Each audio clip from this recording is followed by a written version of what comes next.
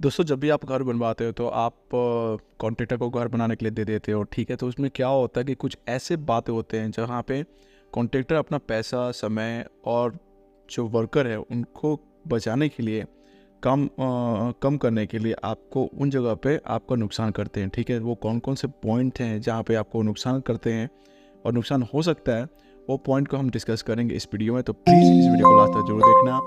Hello friends, welcome है आप सभी का फिर से सिविल इंजीनियर्स यूट्यूब चैनल पर। दोस्तों, आज के वीडियो में हम यही 10 मिस्टेक्स जो कॉन्ट्रैक्टर करते हैं, जो ठेकेदार करते हैं, उनके बारे में बात करेंगे। तो हो सकता है कि आप इन पॉइंट्स को देखें, और जब भी आप अपना घर बनवा रहे हो या फिर बन रहा हो कहीं पे किसी भी जगह पे, तो आप ये बात कह सके कि नहीं, यहाँ पे कॉन्ट्रैक्टर है जो गलती कर रहा है, ठीक है। वो कौन कौन सी बातें हैं हम आपको बताते हैं, ठीक है। पहला जो है वो फर्स्ट होता है, वो जो कॉन्ट्रैक्टर्स आपको मिस्टेक कर सकता है वहाँ पे, वो फुटिंग, ठीक है। फुटिंग हमारा बहुत ही इंपॉर्टेंट रोल प्ले करता है जब भी हम अपना घर बनवाते हैं, ठीक है। उसके साथ छेड़छाड़ करना सही नहीं है, ठीक है। तो फुटिंग में क्या दिक्कत होता है, फुटिंग में क्या आपको यहाँ पे ये प्रॉब्लम कर सकता है कि जब भी उसका जो खुदाई करवा रहे हो, एक्सकेवेशन करवा रहे हैं आप, ठीक है, तो वहाँ पे एक्सकेवेशन जिस तरह से ड्राइंग में दिया हुआ है, फॉर एग्जांपल 6 to 8 फीट दिया हुआ है एक्सकेवेशन का, तो वहीं पे आपका जो कॉन्ट्रैक्टर है वहाँ पे 3 to 4 फीट डेप्थ करके और जो साइज़ है उसे कम करके आपको वहाँ पे फाउंडेशन या फुटिंग लगा देगा, ठीक है, फुटिंग बना देगा, जो कि बहुत ही मतलब बहुत ही बड़ा मिस्टेक है। इस चीज़ को आपको नहीं करवाना है या फिर देखना है कि ये चीज़ मिस्टेक ना हो, ठीक है। दूसरा पॉइंट है प्लिंथ बीम का, ठीक है। प्लिंथ बीम आपको जब आप प्रोवाइड करते हो तो प्लिंथ बीम आपको पता है कि हमारा सबसे बेस होता है, ठीक है। जो आपका घर का जो लोड होता है वो बीम आपको वहाँ पे वो लेके फिर सब सॉइल में ट्रांसफ़र करता है। तो प्लिंथ बीम भी बहुत इंपॉर्टेंट है। तो यहाँ पे आपको ये ध्यान रखना है कि प्लिंथ बीम का जो डायमेंशन, जो विड्थ है वो 230 mm होना चाहिए, ठीक है। 230 mm विड्थ है वो 230 mm होना चाहिए, और जो डेप्थ है वो 450 mm होना चाहिए, ठीक है। तो ये दो बातों का ध्यान रखना, इससे कम आप नहीं दो। अगर आप कम देता है आपका ठेकेदार, तो अपना टाइम और वर्कर और पैसे बचाने के लिए ये कर रहा है, ठीक है। तो इस चीज़ का ध्यान रखना है।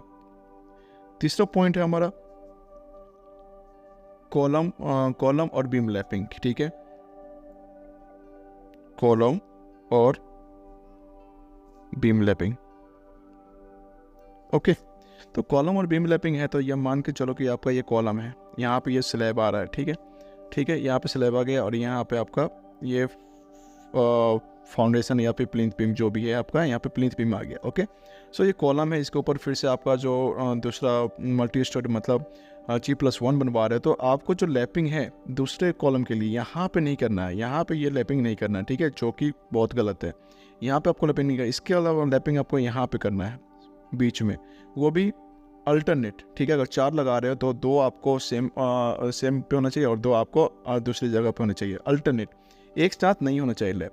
सेम चीज़ होता है बीम के लिए। अगर ये फॉर एग्जांपल आप मान के चलो ये बीम क्रॉस कर रहा है, ठीक है, तो बीम क्रॉस कर रहा है, तो यहाँ से ये बीम है, तो ये आपका जो जंक्शन है एग्जैक्ट जंक्शन पे तो नहीं देना, यहाँ से हट के यहाँ तक आपको यहाँ से लैपिंग देने का, ठीक है। क्योंकि आपको पता है कि बीम हमारा क्या होता है, वहाँ पे कंप्रेशन होता है, यहाँ पे टेंशन होता है, तो इस चीज़ का आपको ध्यान रखना है। ये यहाँ पे देना है और ये टेंशन के जोन में आपको यहाँ पे ओवरलैप करवाना है बीम में, ठीक है।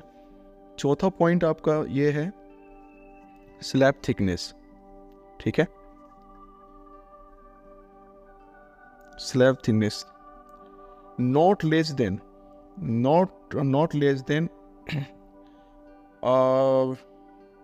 125 mm, ठीक है। 125 mm से कम स्लैब थिकनेस नहीं होनी चाहिए। जो आपका छत होता है वो मिनिमम आपका 125 mm, इट मीन्स 5 इंच होना चाहिए, ठीक है। फिफ्थ, स्टेयरकेस, सीढ़ी, ठीक है। सीढ़ी में क्या होता है, सीढ़ी में आपको प्रॉपर उसका जो स्लैब है, उसके पीछे जो स्लैब आता है वो भी 125 mm होनी चाहिए, ठीक है।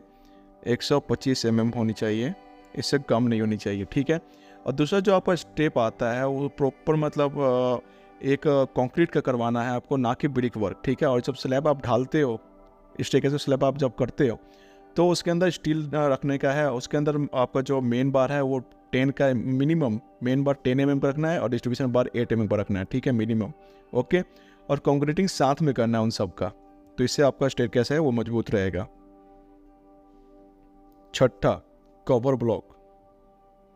कवर ब्लॉक बहुत ही ज़्यादा इशू होता है इसका, क्योंकि जब भी आपका जब कॉन्ट्रैक्टर काम करता है तो क्या होता है, कोई भी पत्थर लगा देता है, कोई भी कुछ भी लगा देता है, तो वो चीज़ ओपन हो जाता है। ओपन होने के कारण आपका स्टील भी ओपन हो जाता है। स्टील ओपन हो जाता है तो वहाँ पे कोरोजन मतलब जंग लगना चालू हो जाता है, और वहीं से आपका पूरे जो स्लैब है, पूरा जो भी स्टील है वो सब में वहाँ पे जंग लग जाता है, जो कि वीक करता है आपके स्ट्रक्चर को। सो यहाँ पे प्रॉपर कवर ब्लॉक यूज़ करवाना है। आप मार्केट से यूज़ कर सकते हैं कवर ब्लॉक, बहुत ही सस्ते आते हैं और जो आपका घर को और आपके स्ट्रक्चर को लाइफ लॉन्ग बनाते हैं। तो कवर ब्लॉक जरूर यूज़ करवाइए और कीजिए। पॉइंट नंबर 7, पॉइंट नंबर 7 में आपका ये आता है अननेसेसरी वेंटिलेशन। अननेसेसरी वेंटिलेशन, ठीक है। अननेसेसरी वेंटिलेशन मतलब जैसे तो बाथरूम और टॉयलेट्स में वेंटिलेशन होते ही वहाँ पे देना जरूरी है, बट क्या होता है कई बार हम अपने डोर के ऊपर मतलब वेंटिलेशन दे देता है, डोर के ऊपर वेंटिलेशन दे देता है, या फिर आपको एक जब हाइट हो जाता है स्लैब, अपना जो स्लैब का स्लैब ग्राउंड टू स्लैब जब हाइट हो जाता है तो वहाँ पे वेंटिलेशन प्रोवाइड करता है। वो देने की ज़रूरत नहीं है। अगर आप प्रॉपर विंडो वेंटिलेशन में दे रहे हो तो वो वेंटिलेशन देने की ज़रूरत नहीं है, क्योंकि आप जो वेंटिलेशन दे रहे हो तो वहाँ पे अपना टाइम वो बचा रहा है, अपना मटेरियल बचा रहा है, ठीक है। अगर कॉन्ट्रैक्ट पे आपने दे रखा है तो इस चीज़ को ध्यान रखना है कि नेसेसरी वेंटिलेशन नहीं देना। वेंटिलेशन देंगे तो आप वहाँ पे ग्रिल का फिर खर्चा आएगा, तो उस चीज़ का ध्यान रखना है। वेंटिलेशन अननेसेसरी प्रोवाइड नहीं करवानी है, ठीक है।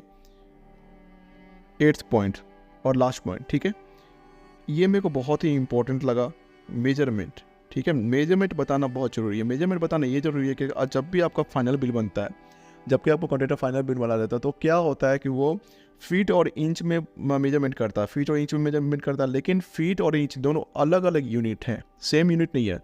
क्योंकि जो मल्टीप्लिकेशन होता है वो सेम टू सेम यूनिट में होता है।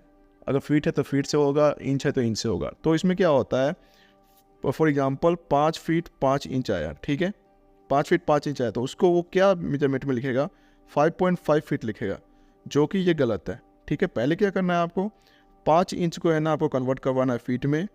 आपको कन्वर्जन अगर देखना है तो एक मैंने वीडियो बना रखा है कन्वर्जन का, प्लीज़ उस वीडियो को लास्ट तक जरूर देखना। मैं उसका लिंक इस वीडियो के डिस्क्रिप्शन में दे दूंगा, प्लस आई का ऊपर आई बटन में भी दे दूंगा, तो उस चीज़ को आप देख सकते हो कि कन्वर्जन किस तरीके से करना है, ठीक है। तो ध्यान रखना है कि 5 फीट 5 इंच है, तो वो दूसरा अगर मेजरमेंट है 7 फीट 6 इंच, तो आप दोनों का जो इंच है उसको पहले फीट में कन्वर्ट कीजिए, तो 5 फीट समथिंग कुछ आएगा, 7 फीट कुछ फीट होगा, पॉइंट में फीट होगा, तो उस तब जाकर दोनों फीट इंटू फीट को मल्टीप्लाई करिए और जो आता है वो मेजरमेंट आपको उसको देना है, ठीक, उसका बिल आपको देना है, ठीक है। सो उम्मीद करता हूँ कि ये वीडियो आपको अच्छा लगा हो। प्लीज़ हमारे चैनल को सब्सक्राइब करें, बेल आइकन क्लिक करके नोटिफिकेशन ऑन कर दीजिए। Thank you so much.